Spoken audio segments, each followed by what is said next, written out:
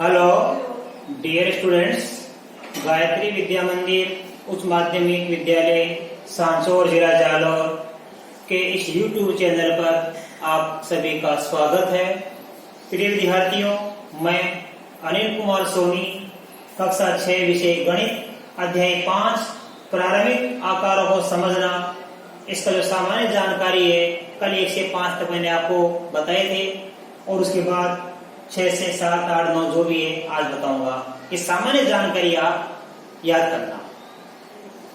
बच्चों, आज हम त्रिभुजों का नाम सीखेंगे कोणों के आधार पर और उनकी भुजाओं की लंबाइयों के आधार पर। त्रिभुज के बारे में आपको बता दिया कि 3 भुजाओं से घिरी बंद आकृति को हम त्रिभुज कहते हैं। त्रिभुज में 3 कोण होते हैं, 3 ही भुजाएं होती है और 3 ही शीर्ष होते हैं। देखो ये हमारा त्रिभुज है, मान लो ABC का नाम दिया, राइट।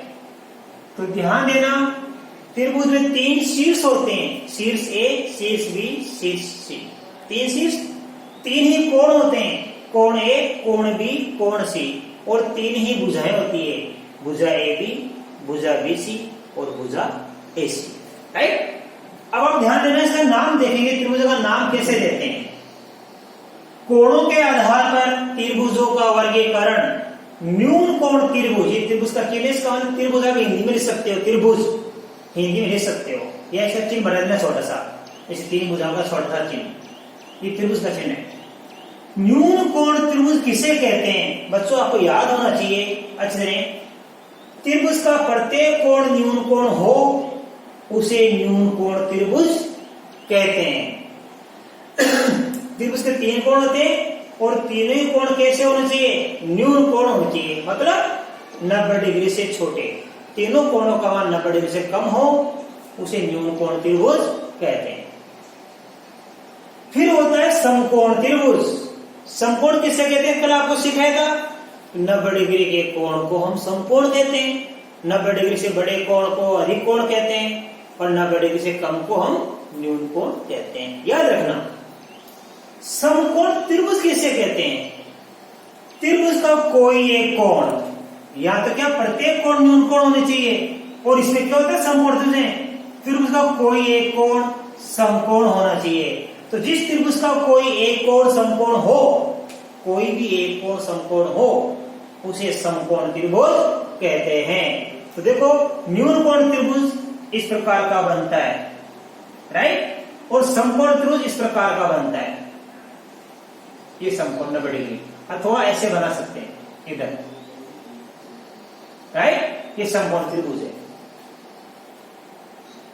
तो आपको समझ में आ गया, जिस त्रिभुज का कोई एक कोण समकोण हो उसे समकोण त्रिभुज कहते हैं।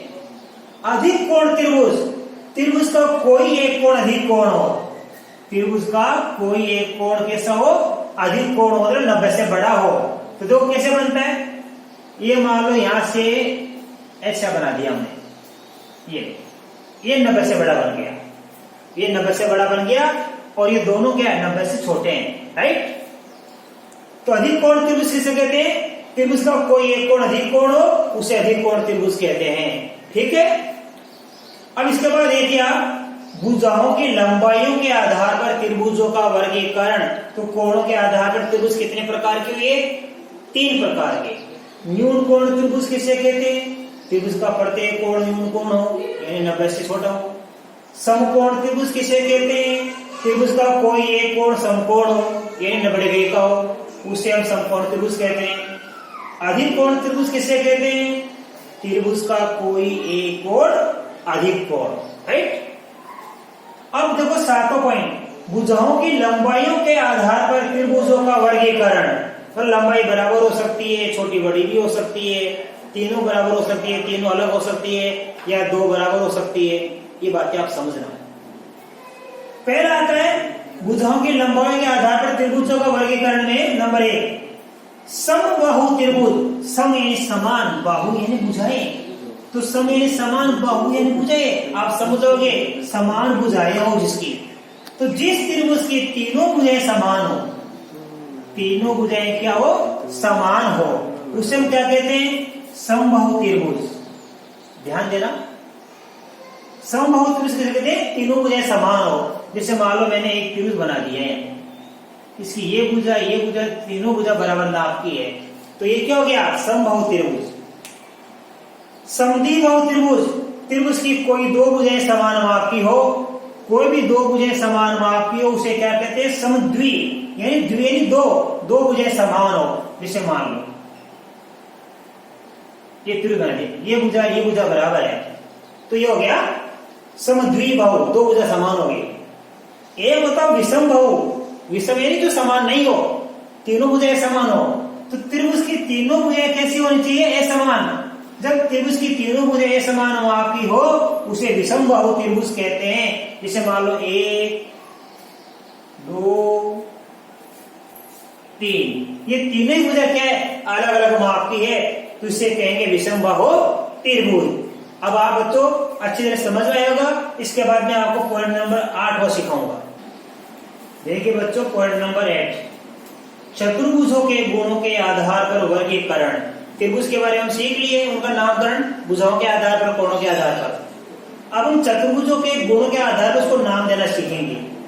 देखो बेटा, चतुर्भुज की 4 भुजाएं होती है, तो ऐसा चतुर्भुज जिसमें समांतर रेखाओं के 2 युग्म होते हैं।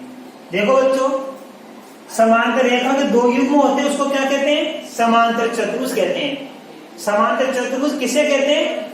कि जिसमें समांतर रेखाओं के 2 युग्म में 2 जोड़े हैं। देखो, ये रेखा और ये रेखा समांतर है, और ये रेखा और ये रेखा समांतर है। ध्यान देना, ये रेखा इसके समांतर है और ये रेखा इसके समांतर है। इसका मतलब ये क्या हो गया? समांतर चतुर्भुज। 4 समकोण वाला समांतर चतुर्भुज क्या कहलाता है? तो 4 समकोण हो वह समांतर चतुर्भुज क्या कहलाता है? आयत। तो आयत किसे कहते हैं? आयत का मतलब है कि आयत एक समांतर चतुर्भुज भी कहलाता है, और उसके चारों कोण समकोण भी होते हैं। देखो ये रहा, यहाँ पे देखो बच्चों, ये आयत एक समांतर चतुर्भुज क्यों हुआ? क्योंकि इस भुजा के समांतर तो ये भुजा, इस भुजा के समांतर ये है, और ये चारों कोण क्या हो गया? समकोण। तो आपको समझ में आ गया कि 4 समकोण वाला समांतर चतुर्भुज को क्या कहते हैं? आयत। ये चित्र बना के मैंने आपको समझा दिया, आकृति बना के आपको समझा दिया। देखो आगे, 4 बराबर भुजाओं वाला समांतर चतुर्भुज, मतलब समांतर चतुर्भुज तो ये भी होगा, लेकिन 4 बराबर भुजाओं वाला। देखो ये रहा, ये चारों भुजा बराबर है, ये समांतर चतुर्भुज भी है और चारों भुजाएं बराबर भी है, तो इसको क्या कहेंगे हम? समचतुर्भुज कहेंगे, क्योंकि इसकी चारों भुजाएं बराबर है। इसकी चारों भुजाएं बराबर है और ये समांतर चतुर्भुज भी है, इसलिए बच्चों हम क्या कहेंगे? इसको समचतुर्भुज। क्यों कहेंगे? क्योंकि समचतुर्भुज की चारों भुजाएं क्या होती है? बराबर होती है, और आमने सामने की भुजाएं क्या होती है? इसमें समांतर होती है। तो समांतर चतुर्भुज से क्या बनता? आयत। यानी आयत, समचतुर्भुज और वर्ग, ये तीनों के तीनों क्या कहलाते हैं? समांतर चतुर्भुज ही होते हैं। तो देखो, समांतर रेखाओं के 2 युग्म हो, यानी 2 जोड़े समांतर हो, वो कहलाता है समांतर चतुर्भुज। 4 समकोण वाला समांतर चतुर्भुज जिसके 4 समकोण हो, वो क्या कहलाता है? आयत। और 4 बराबर भुजाओं वाला समांतर चतुर्भुज क्या कहलाता है? समचतुर्भुज। चेक का मतलब चतुर्भुज पूरा लिखना, इस प्रकार चतुर्भुज मैंने लिखा था अभी, ये रहा, ये चेक का चतुर्भुज। तो 4 बराबर भुजाओं वाला समांतर चतुर्भुज समचतुर्भुज। 4 समकोण वाला समचतुर्भुज, तो 4 समकोण वाला समचतुर्भुज क्या कहलाता है? वर्ग। वर्ग भी एक प्रकार का समचतुर्भुज होता है, क्योंकि समचतुर्भुज की चारों भुजाएं बराबर होती है और वर्ग की भी चारों भुजाएं बराबर होती है। फर्क क्या है? समानता तो क्या है दोनों में? देखो, समचतुर्भुज में वर्ग में समानता क्या है? कि दोनों की चारों भुजाएं बराबर होती है, इसकी भी चारों भुजा बराबर होती है और इसकी भी चारों भुजा बराबर होती है। और असमानता क्या है? कि इसके चारों कोण समकोण होते हैं और इसमें एक भी कोण समकोण नहीं होता है। तो मैं आशा करता हूँ ये तो आपको अच्छी तरह समझ में आया होगा। अब इसके बाद में आपको पॉइंट नंबर 9 सिखाऊंगा।